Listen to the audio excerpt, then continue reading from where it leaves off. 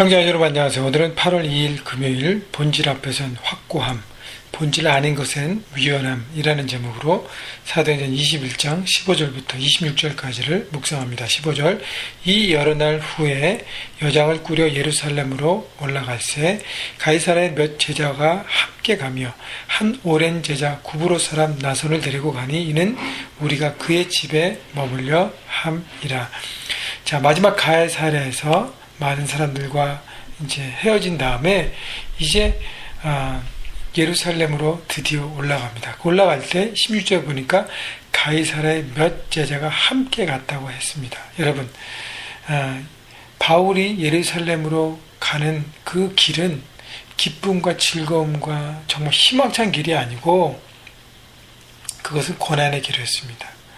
많은 사람들이 만류했고 인간적인 어떤 경험과 상식으로 볼 때 정말 예루살렘의 바울이 모세의 율법을 거부하고 할례를 가르치지 않고 행하지 말라고 하고 유대인의 규례를 하지 말라게 하는 어떤 그런 잘못된 소문이 퍼졌기 때문에 모든 유대인들이 바울을 노리고 있었어요.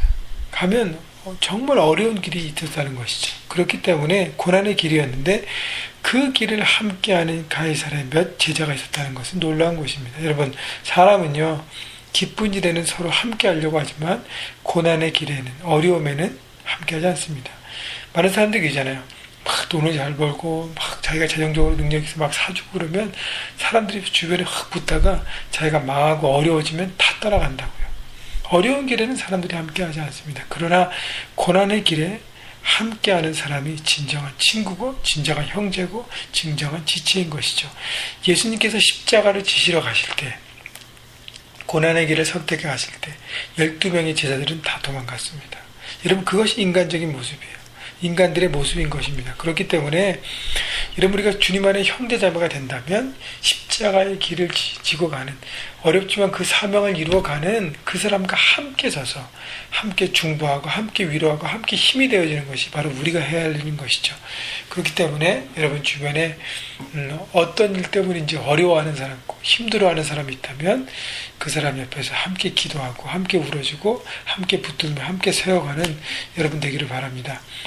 자, 그리고 한 오랜 제자 구브로 사람 나손을 데려가니 그 사람은 예루살렘에 집이 있는데 그 집에서 바울 일행이 머물려 했던 것이죠. 나손은 바울과 일행에 자기 집을 제공합니다. 여러분, 이것도 어려운 일이에요. 만약에 자기 집을 제공했다가 바울이 사람들에게 어려워지면 그 집이 공격당하고 집을 이렇게 쉐어해준 그 자기 자신도 어려워질 수 있잖아요. 그러나 그럼에도 불구하고 하나님의 뜻에 순종하는 바울을 함께 섬김으로 돕는 것입니다. 여러분, 자기 이기심만 따져서는 하나님 나라를 함께 할 수 없습니다. 여러분, 그것을 다 버리고 하나님 나라에서 함께 동행하는, 그래서 여러분 우리 형제가족들이 특별히 모든 사람들에게 정말 의리를 지키고 주님 안에서 함께 세워져가는 모두가 되기를 바랍니다. 17절 예루살렘에 이르니 형제들이 우리를 기꺼이 영접하거늘 이튿날 바울이 우리와 함께 야고보에게 들어가니 장로들도 다 있더라. 바울이 무난하고 하나님이 자기의 사역으로 말미암아 이방인 가운데서 하신 일을 낱낱이 말하니 드디어 예루살렘에 들어갑니다. 그 예루살렘 교회 형제들이 바울과 일행을 따뜻하게 영접합니다.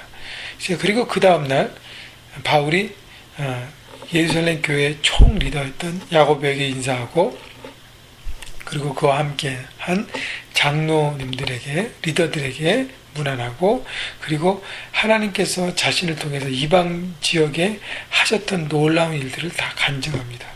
20절 그들이 듣고 하나님께 영광을 돌리고 바울더러 이르되, 자, 그래서 그 모든 바울의 간증을 듣고 리더들이 하나님께 놀랍게 감사했습니다. 왜냐하면 하나님께서 바울을 통해서 귀하게 쓰셔서 이방 지역에 많은 교회를 세우고 하나님의 사람들을 세우고 놀랍게 역사를 펼친 걸 다 들었기 때문에 또 현장의 간증을 듣고 함께 영광을 돌린 것이죠.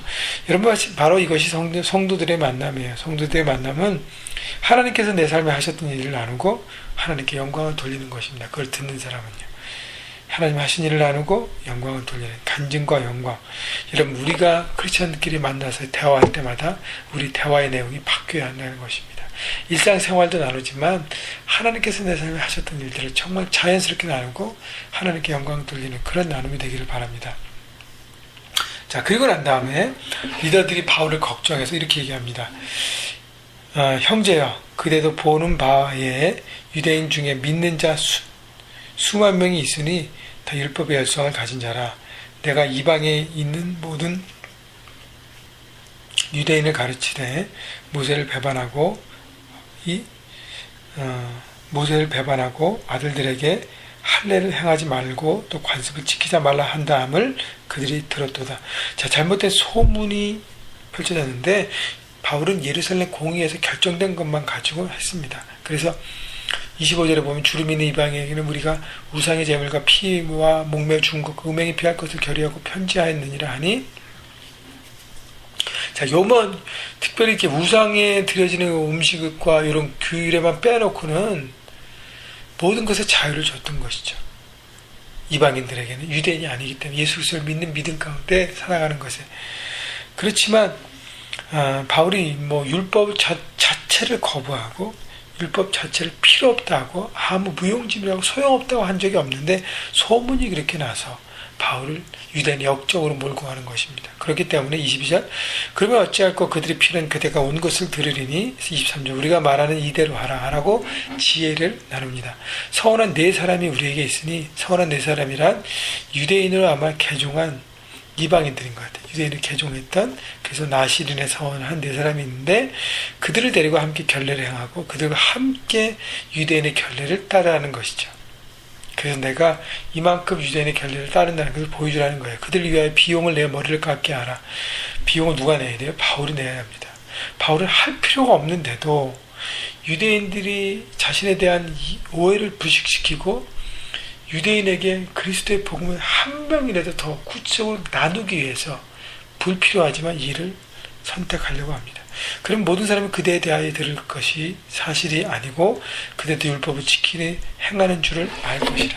바울이 유대인으로서 율법을 지키는데 율법을 다 버린 것처럼 소문이 나잖아요. 그래서 유대인 결례를 통해서 예식을, 유대인만이 하는 예식을 따르면서 나도 그렇게 예식을 지킨다, 유대인으로 들어가는 입교의 모든 부분들을 한다는 것을 보여주라는 것이죠.